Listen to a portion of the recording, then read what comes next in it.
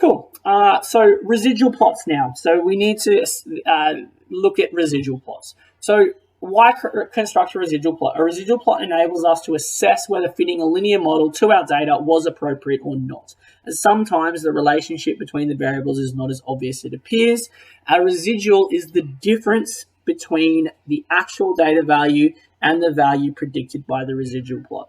So I'm going to go back up here to give an example. So if you look at this picture here of our house price and distance from the CBD, remembering this title is incorrect, some of these data values, like this one, and this one, and this one, this one, this one, they actually fall almost exactly on our regression line. But some of them, like this one up here, and this one down here, and the first one, actually don't. So the difference between here and the actual line, that distance is called a residual. Okay, so that's what this is showing. It's called a residual, those distances. And to find residuals, you can just do the actual value, whatever the actual value is, subtract what it's predicted to be. So here's a quick example. Okay, we're doing secondhand cars now. Okay, and the age of secondhand cars. So we'll look at an example. So obviously we can put all of this data into our calculator, and we can find the A and B values, and then we can use that to create a regression equation. So price equals 35,134 subtract 3,935 times the age, and we've just looked at how to do that. Okay, so to determine the appropriateness of fitting the least squares regression line to this data, we will construct a residual plot. So to do that, we need to calculate the residual for each value. So to do that, if we look, we're going to do here's an example. So actual price is 6,500. So I'm going to go back. We're looking at this car here, 6,500. And it's a 6-year-old car. So the predicted price is what we predict is the formula. So what we're predicting is this formula, 35,134 take away 3,935 times 6, because we're doing a 6-year-old car. And that gives us this. Now, are those two values the same? No, okay, because we're never going to get them. Well, they're basically never going to be the same. Okay, so to find the residual, we do actual take away the predicted. So the actual price of that secondhand car, which was in here, was 6,500.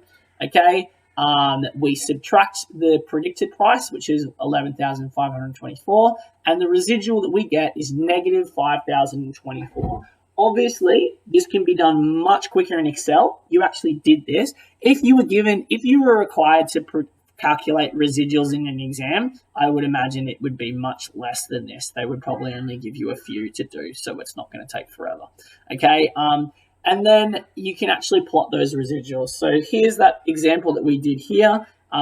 It's sometimes useful to draw up a table so that then if you needed to, you could go and literally find all the predicted values of each of these and then calculate their residuals. And then those residuals are plotted on a axis, okay? And this is the residual plot. So you can see, for example, that 6-year car. So if we go 6 years, the 6-year one that has a residual of negative 5,000, here it is down here, and you can see it sort of lines up with approximately negative 5,024. Okay, so that's how you construct a residual plot if you needed to, but we're not going to go and do the whole thing. More importantly is, can you interpret them? So once we've plotted a residual plot, what is it actually showing? Okay, so what it actually shows us, and you did this in your assignment, is whether it was appropriate or not to fit a linear model to this data.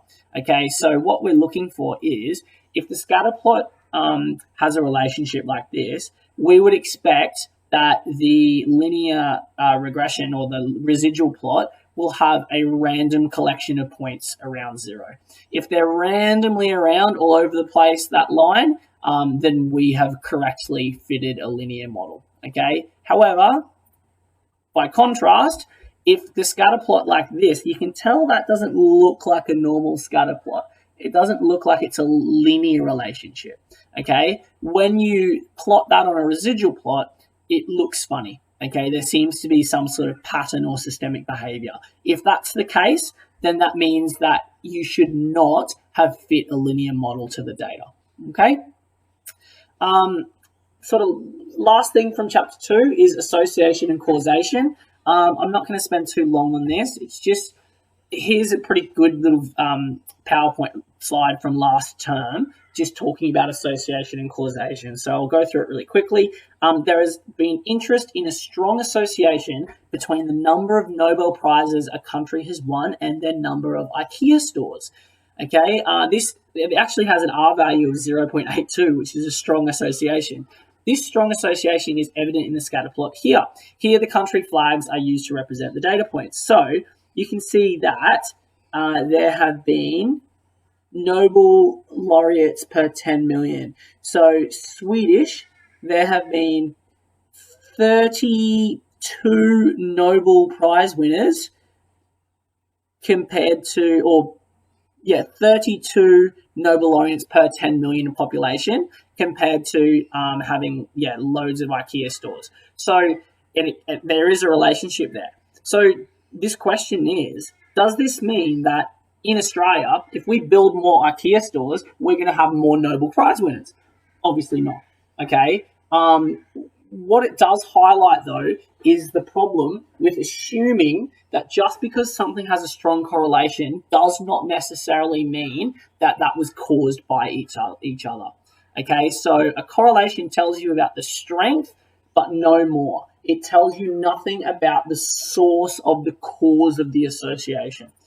So, establishing causality. So when conducting an experimental investigation, you should attempt to ensure all possible explanatory variables are kept constant. Unfortunately, this is very difficult.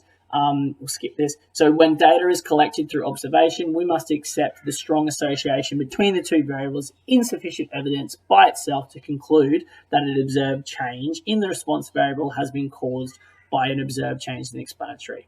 So basically, what all of this is saying is, yes, correlation coefficient is good at giving us an indication of the strength of a relationship, but we have to actually use our brains and think, would this actually cause this to occur? And in some cases, it doesn't always. So here's some things you need to consider. So possible explanations for an association is a common response. So let's think of the following. There's a strong positive association between the number of people using sunscreen and the number of people fainting. Does this mean that applying sunscreen causes people to faint? No. Okay. On hot and sunny days, most people apply sunscreen and people faint due to heat exhaustion. Okay, so it's actually the temperature which is causing both of these things to happen. Okay, so that can sometimes cause an association. Confounding variables. So statistics show that crime rate and unemployment rate in a city are strongly related. Can you conclude that a decrease in unemployment, so if we had less unemployment, will it lead to a decrease in crime rates? It might, but there are actual other possible causes. So for example, this data was collected during an economic downturn. So perhaps it was actually the state's economy that caused the problem. So people were out of work and therefore resulting to crime to be able to try and put food on the table and stuff like that. So in this situation, we have at least two possible causes for the observed association, but we have no way of detangling which one did it. Okay. Another one is coincidence. So it turns out there is a strong correlation of 0.99 between the consumption of margarine and the divorce rate in the American state of Maine. Can we conclude then that eating margarine causes people in Maine to get a divorce? Of course not. A better explanation is this is purely coincidental. Okay. So in conclusion, however strong an association may be, this alone does not provide sufficient evidence for you to conclude that the two variables are causally related. Unless the association is totally spurious and devoid of meaning, it will always be possible to find at least one lurking variable in the background that may explain the association.